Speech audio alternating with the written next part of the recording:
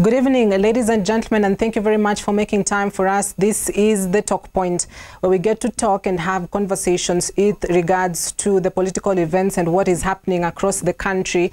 Now, this week, the country held the 7th annual and final devolution conference, even as it marked 10 years since the promulgation of the 2010 Constitution. So much was said, particularly when it comes to climate change, as that was the theme of this year's devolution conference.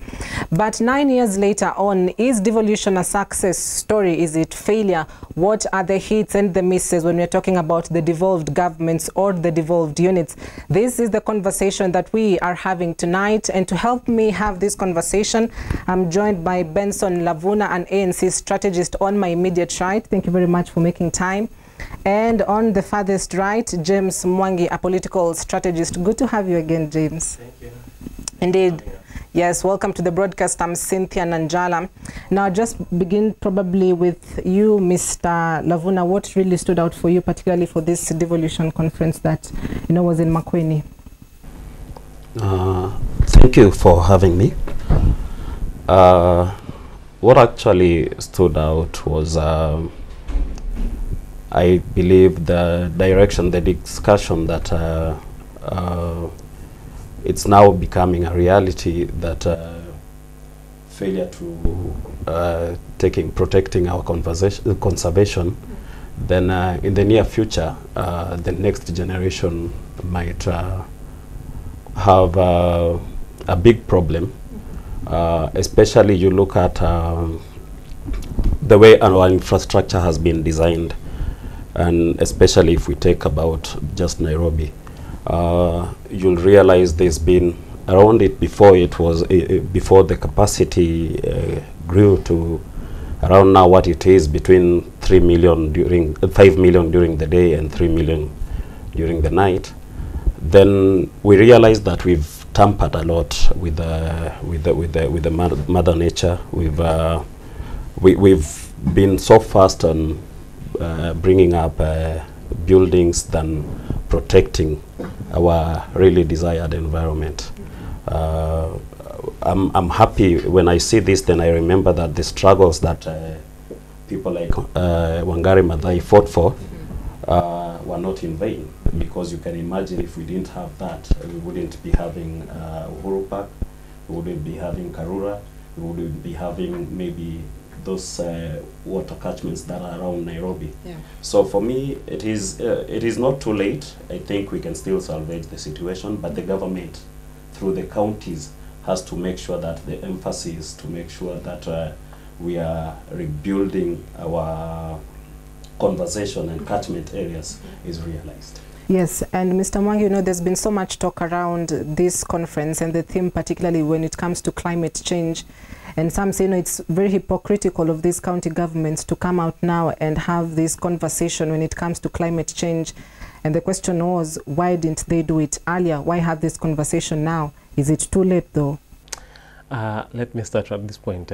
When it comes to issues of counties, I think we are now 9 years down the line. But if I can try to interrogate the levels of our capability and competencies, I don't think we had enough capacity, and we never had something we call total quality representation. We find the MCAs that we are selecting, some of them are standard 8 dropouts, some of them are Form 4 guys. These are not people who can be able to hold a capacity to do issues of environmental conservation. Because when you talk about issues of climate change, there are so many aspects that come on board. We have, like now, a lot of our counties, including the government, are trying to capitalize on coming up with industrializing these nations. But the moment you industrialize, there is that aspect of how do you manage your waste, because a lot of many are the days that we see that these rivers have a lot of chemical emissions that are being discharged by these companies that we do have. We do not have proper policies, and above it all, we have NEMA. What does NEMA have, or what has been NEMA been doing? Because there's no way we can be having some serious effects on our water bodies. Some of these water bodies you can see, like Lake Victoria. Some of them we are having an overflow as a result of the global warming. We have issues where people are literally pouring their waste directly into rivers without it being having been gone through a process of sanctifying that kind of a chemical. So we even kill the aqua life that is within our rivers. So do we have the capabilities and the capacities to make sure that we can be able to even enlighten on our people, so that they can be able even to manage their waste? We also have the aspect of even noise pollution, which is also contributing to climatic changes. We have all bars, churches, everybody putting speakers outside. And people may not tend to know that is also noise pollution, and it is also affecting the climate. So what we need to do is a lot of capacity assessment, making sure that you have the right competencies in the seats that we have.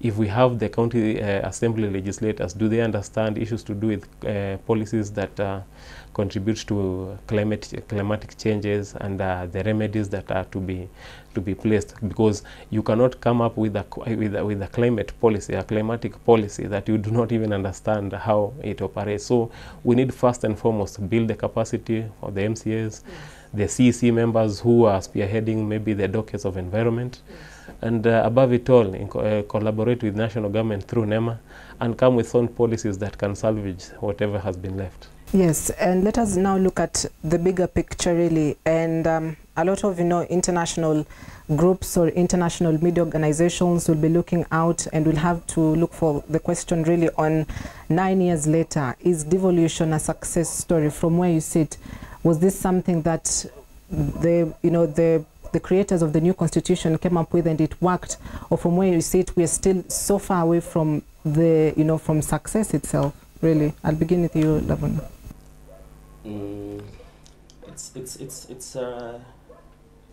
It's not easy to tell what apparatus one would use to judge the success story and the failures. One is because Article 174 and 175 in our 2010 constitution envisages that devolution was about service delivery, ensuring free and fair democracy. Looking at it, especially, let me use the second term of the Jubilee government. After the handshake, we all are alive to the fact that they are the pro-government governors, and they are the anti-government governors. So this means that as long as you subscribe to the handshake, whether you are corrupt or whether you're not performing, then you're okay. They say msafi kama pamba.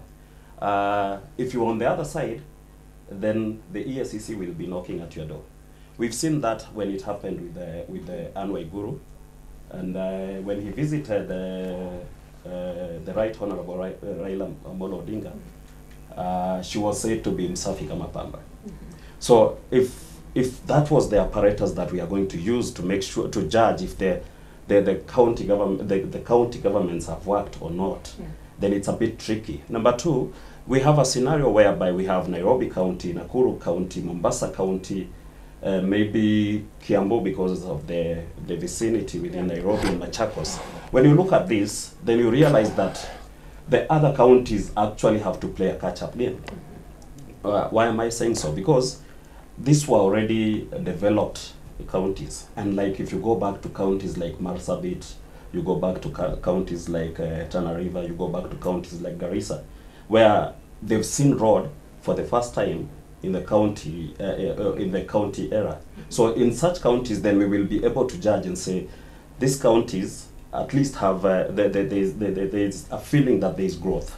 But when you come to Nairobi, and I will echo what my friend has just said, is that we've politicized so much the county assemblies that are supposed to push and pass bills that are supposed to ensure that the counties attain its growth. But what we have is a scenario where, just as he's saying, we vote in people who have no formal education. I would say that for lack of a better word.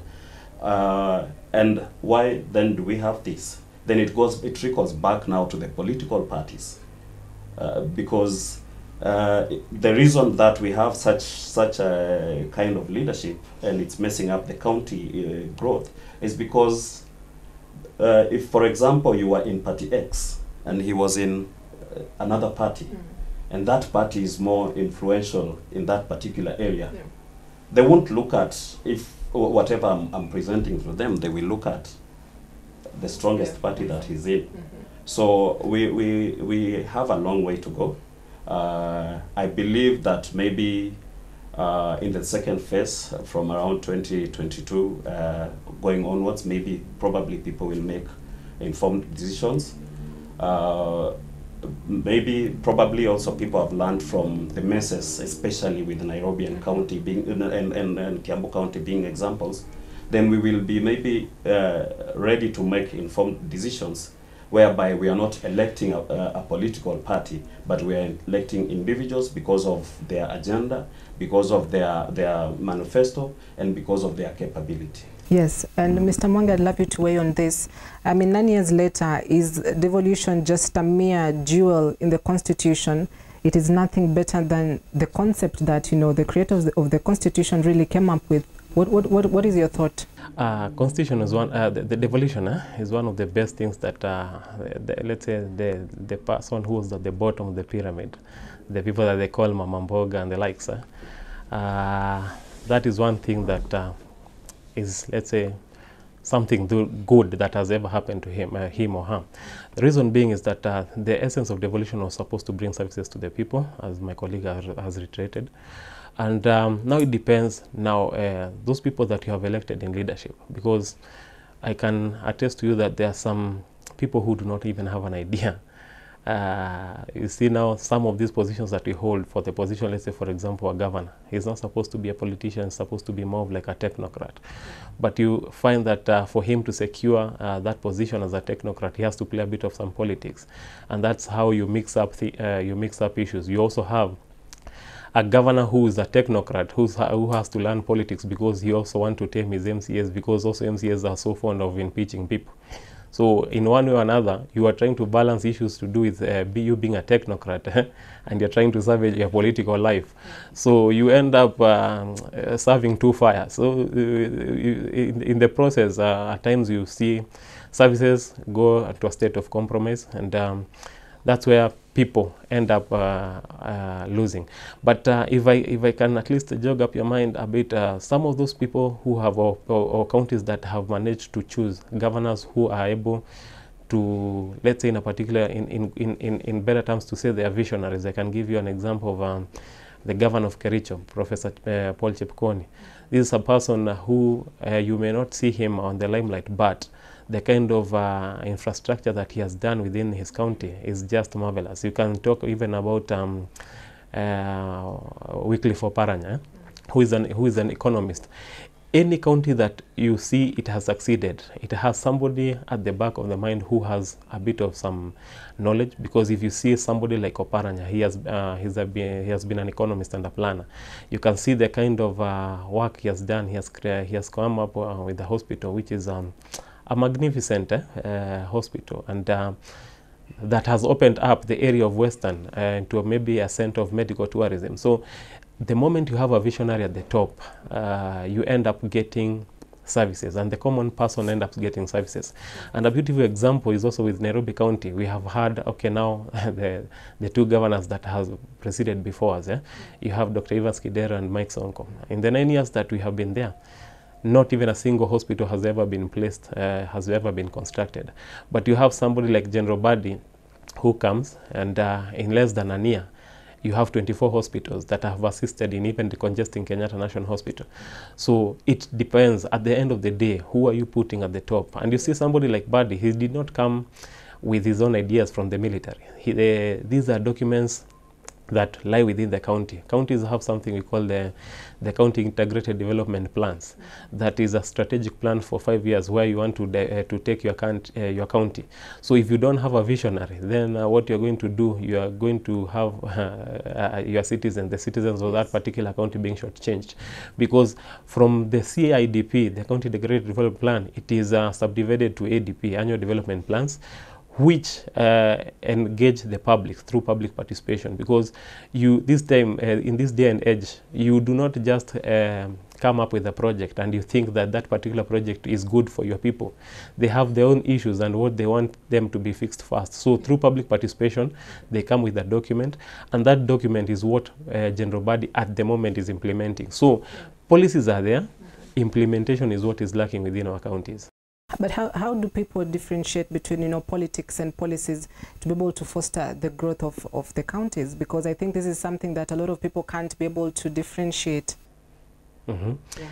Now, when it comes to issues of policy, that's why I'm saying you need somebody who's more of a technocrat, somebody who can be able to visualize and come up with mission, strategic mission and goals, where you want to see the county the next 5 years. You see, if you don't have somebody who's a visionary, then what you get a populist who will come with money and try at least to sway you around, because he does not have defined policies as to where he wants your county to be. Yeah. But when it comes to issues of politics now, that's where now you bring the issues of populist. You see the populist of like Mike Sonko or populist like Waitito. People who do not have a vision, but they also want still to maintain the ground. And how do you maintain the ground? You play what we call a populist politics, like the one which Donald Trump was playing. At the end of the day, these are politicians. Now, that's where now the line of politics and leadership comes across. How do you differentiate politics from leadership? Yeah. Yeah. And I'd love you to weigh in on this, Lavuna, as well, before we take this break. Would you say politics, or this local politics that play around communities, sometimes hinders growth of devolution when it comes to the counties, or hinders, you know, the economic growth really?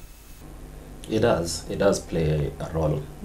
Yeah, because, you know, just as he's saying, when you play populist kind of politics and you trickle it down to your community, then you are held at ransom. You know, we've seen leaders who at the end of the day, when they go back to their constituencies or to their area of where they've been elected, they are held at ransom, and you are told, if you do not do this, then we will not take you back. Mm-hmm. So it's a kind of a dangerous kind of politics, and I would say it's really what has actually brought people like Waitito and Sonko down. Okay. Yeah, because when one is elected in, for example, if we can use the Sonko and Polycarp ticket, mm-hmm. They had one of the most beautiful manifesto to make Nairobi better. But Polycarp, being a technocrat, was in the office trying to do the work, and Sonko, as he had promised, he will be doing the politics. But you see, because he's under the pressure, and again, for lack of a better word, for also limited education, he felt he's endangered when Polycarp is doing the magic, and he forgot that he's the one who takes the credit. So at the end of the day, when you play your politics through the community, they will eventually try to strangle you. So you will be dancing to their theme for you to be seen to be working. Yeah. So in that particular aspect, then you forget about what you're there to do. Yes. Yes, so we'd love to take a quick break, but when we come back, we'd love to also talk about the revenue streams and probably why there's so much fascination when it comes to Nairobi, and the population within Nairobi is so huge, and why the other counties, probably the economic growth is a bit slow. So we take that break. We'll be back in just a short while.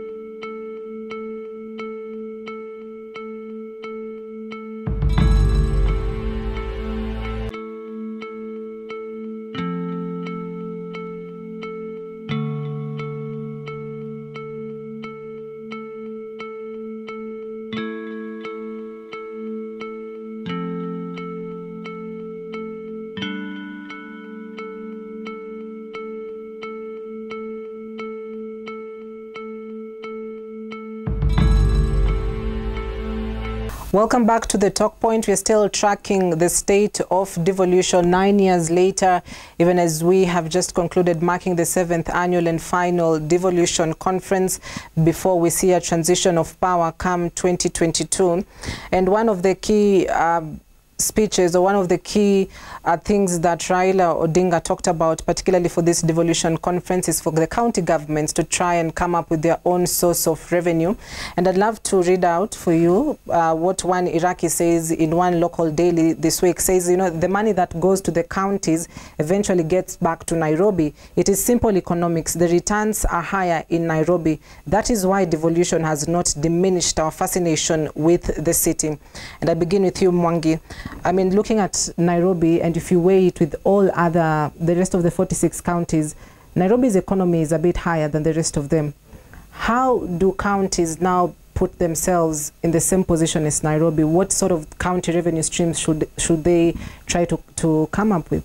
There's no single time that all counties may come or may match to the equivalence of Nairobi. If you look even at the states in the US, which is much more developed, and so it's a fast world. All those states have different revenue streams, and those revenue streams that they do have, they are not equal. So first and foremost, devolution is just basically 9 years, and we have to recognize that before devolution, we used to have one source where money was being channeled from, which was Nairobi, and a lot of investment took place in Nairobi, including hospitals, schools, proper infrastructure. So Nairobi has a competitive advantage over other counties. If you look some counties like Garissa, and which is quite unfortunate, because now you see currently the kind of allocation of money that we get is around between 316 to 370 billion. And there's a formula that has been used to make sure that those counties are at least are slightly lifted up, so that at least they can match with others. So you have also the relief, what we call it, the equalization fund, which other counties have been given slightly at least a bit of higher margin than Nairobi, so that at least they can try to bring those counties up. But one thing that I can surprise is that most of the counties that are within Wajir and the likes of Garissa and the likes, you find that there's a lot of mismanagement and a lot of what do you call it, pilferage, wastage, where people you see that they are getting whatever they are able to pilfer from the county government coffers. And other than putting their own investment in those counties, you find them a lot of money is being brought here back at Isili, and Isili is within Nairobi. So is it about Nairobi, or is it about the leaders that we choose? Because other than developing their own countries, their own counties, they are bringing the same amount of money back here in Nairobi.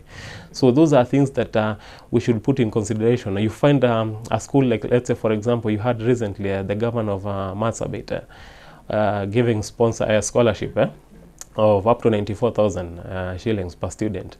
But they don't build their own schools. What do? They come, pay for sponsorship schools within Nairobi and Kiambu, so, and let's say Nyeri, and part of some better schools in Western, because at least Western has a good reputation when it comes to issues of national schools. But when will they ever develop their own national schools so that we can also send our students there? Yes. Okay, quite interesting. You've mentioned about leadership, and just looking at how for Nairobi County they've had quite the season with the leadership that they have had. But, you know, Mr. Lavuna, when it comes to the counties and for them to create their own revenue streams, majority of times they do depend on the national government when it comes to the budget. In fact, very recently they complained that, you know, they need more allocation to the counties. How do we sort of reduce these complaints and just try for the counties to find their own revenue streams? One is elect the right people in office. Okay. Yeah, because when you elect the right people in office, they know exactly what they're coming to do. You go back and you remember before we became counties, we used to be called the counties used to be called county councils. And what used to happen is that whatever little revenues were collected from those particular areas were never well utilized, because the reports had to go to mayors and who are not accountable, and then that was it. But after the consensus paper to have devolution in the 2010 constitution, then it begged that, as he had said earlier, I think before we settled on having governors elected, there was a suggestion that we should have technocrats who are not directly elected, but who are appointed to have somebody who understands what they are coming to do in office. So I think what the counties should do is, first of all, beyond just electing the right person in office, is to have better structured ways to collect their own local revenues, and to come up with ways on how to grow their local revenue collection. Because you look at it this way, even the revenue that is given to them from the counties, you'll hear they'll always complain because the money will be released to them. I think is it on a monthly basis? Yeah, it's on a monthly basis and quarterly. And sometimes that money will not have been released. So it's released maybe just 3 months before the next budget. So what happens? The entire money is collected, taken back to the government. But if they have their own independent revenue streams, revenue streams, and work on modalities of how to improve them, then we'll realize the independence of counties coming to pass. So basically, it's just to have the right people in office. And I think one of the hindrances really when it comes to growth of the counties is the ethnicity factor. Probably from where you sit, Lavuna, how does ethnicity play a role when it comes to the growth of the counties? Ethnicity, I'll combine it together with nepotism and clanism. It really does play a big role, not positively, but negatively, because what happens and what's happening in most of these counties, if you go trickle down and try and see how corruption has actually happened, and maybe I'll just pick Migori as an example. You realize all his children, all the governor's children, were made to register companies. So these were companies that were actually being given tenders.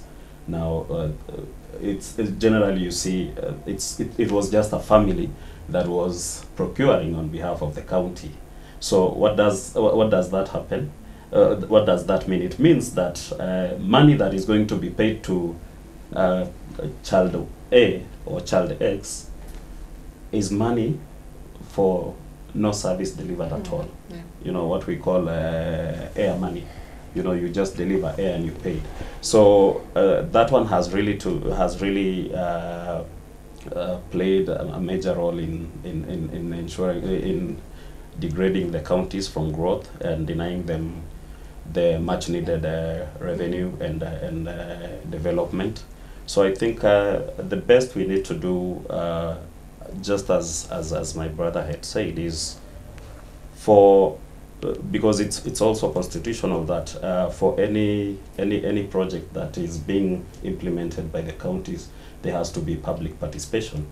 Because you might be wanting to give people water, yet they do not want water. They already have it. So their views are very much valid, and they will help improve on what exactly needs to be done in that particular counties. And Mr. Mwangi, can we scrap ethnicity at all when it comes to growth of these devolved units?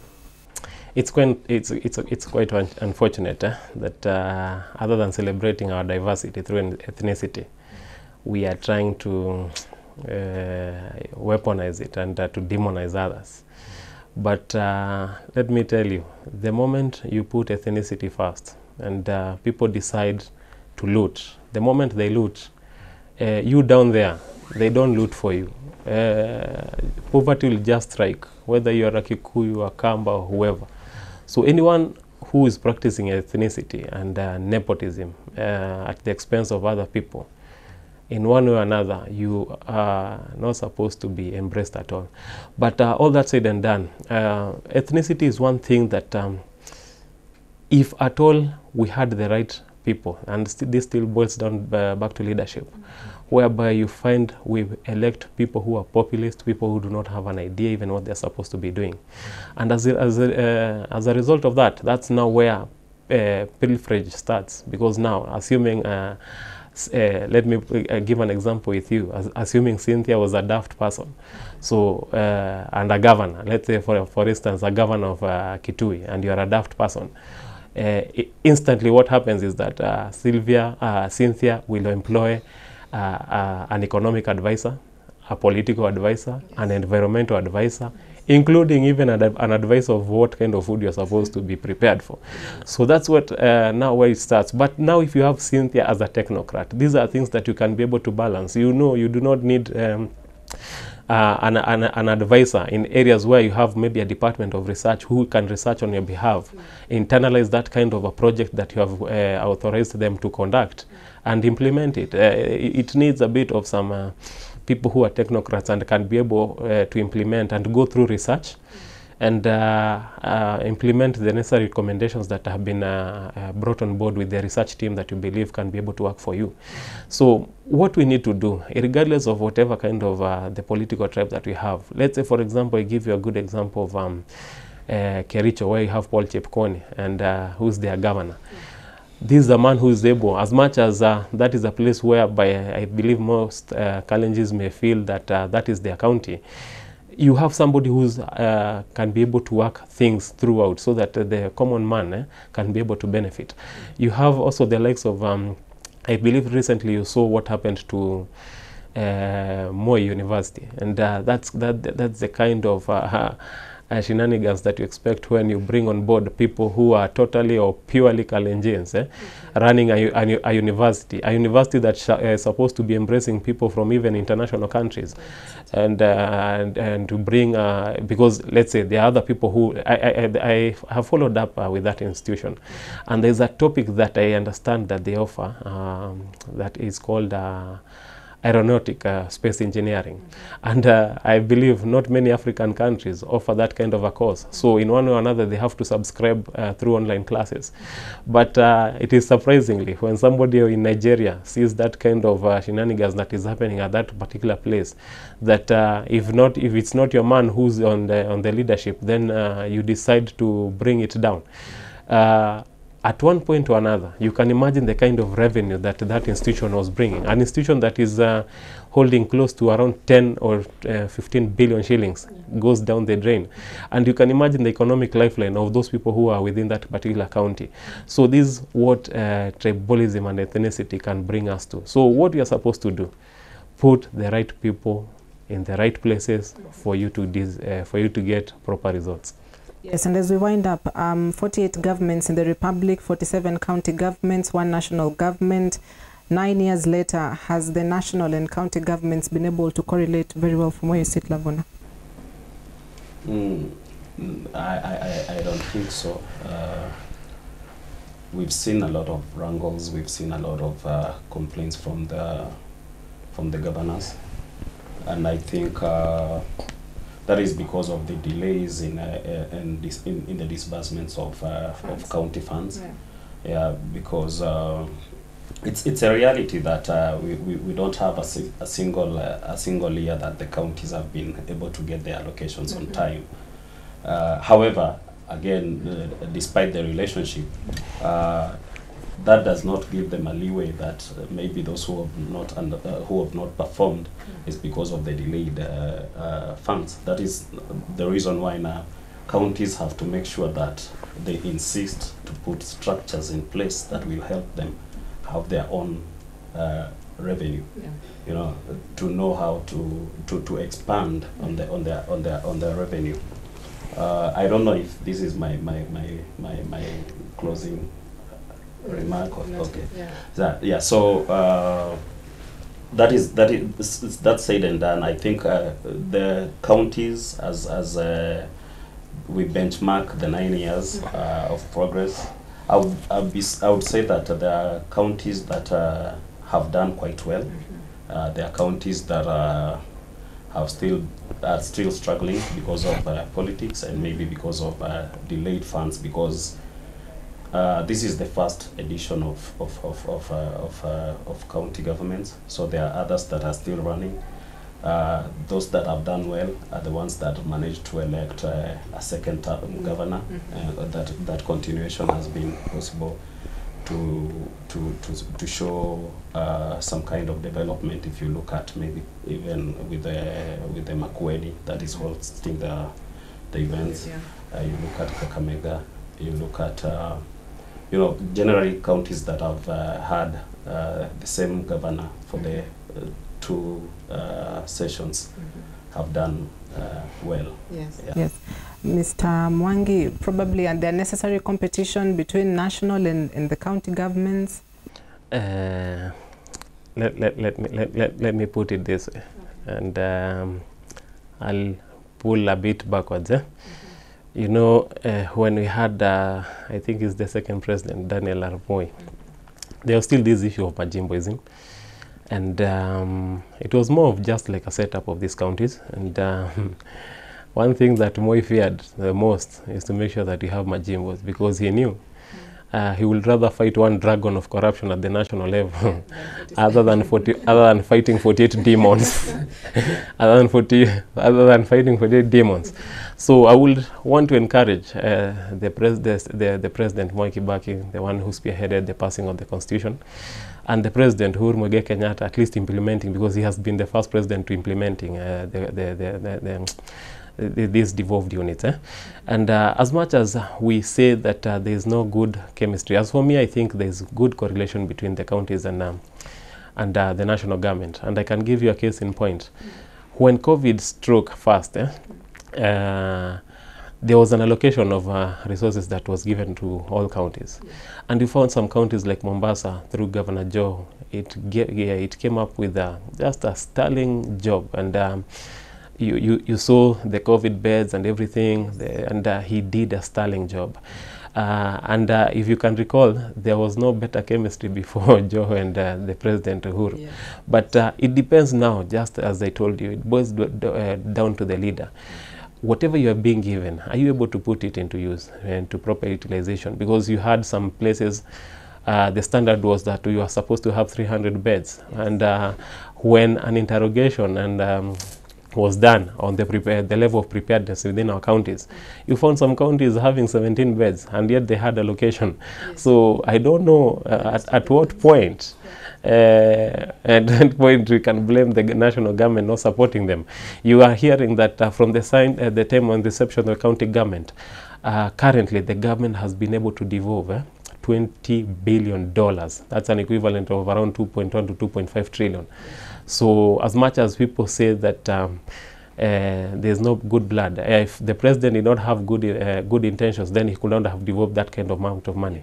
And just to finish on that particular point, our counties, we have to be, as I told you, we have to make sure that we have the proper people at the top. You have heard here, and for the several years that at least I know you have been following up with news, a lot of these governors are not even able to absorb the kind of finances that they are being given. Somebody gets an allocation of around 100 million. He utilizes only 32, sends back the rest of the money. So how do you say that you have a shortage or a deficit of cash when you cannot be able even to absorb that which you have already been provided for?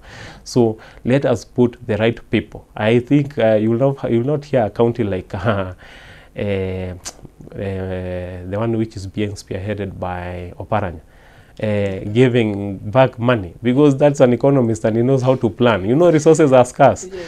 And you cannot accept any single resource to go back to the national treasury, bearing in mind that you know resources are usually scarce. So it's you to be able to budget and to make sure that you put projects and infrastructure that is going to help your people. You can see the kind of work he's doing. At least he has created a beautiful stadium.